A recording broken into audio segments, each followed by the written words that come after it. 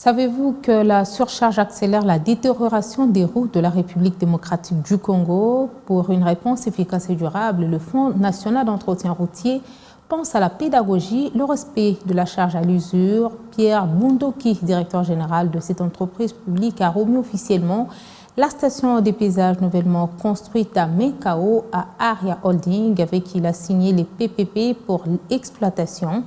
Bientôt, les usagers de la RN1 Kinshasa-Kikwit pèseront leurs marchandises et les excédents seront payés avant de passer de l'autre côté, l'idéal étant de respecter la charge.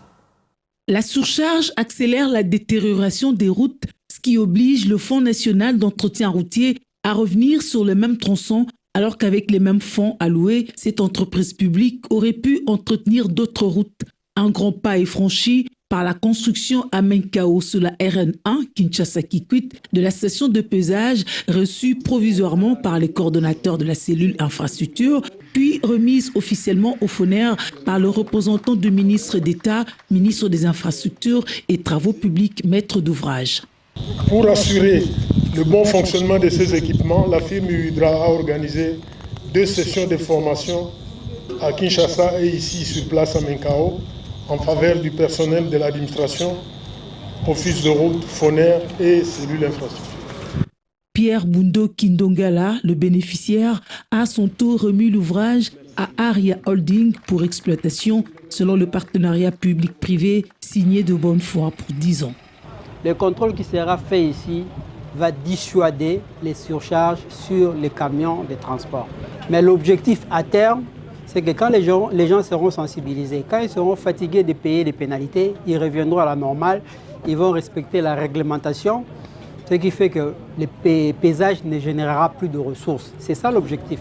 Ces stations de pesage est une référence de modèle type des ouvrages appelés à être dupliqués à travers le pays, précision de la Banque africaine de développement qui finance le projet Lovoa Chikapa, dans lequel s'inscrit la construction de ces stations.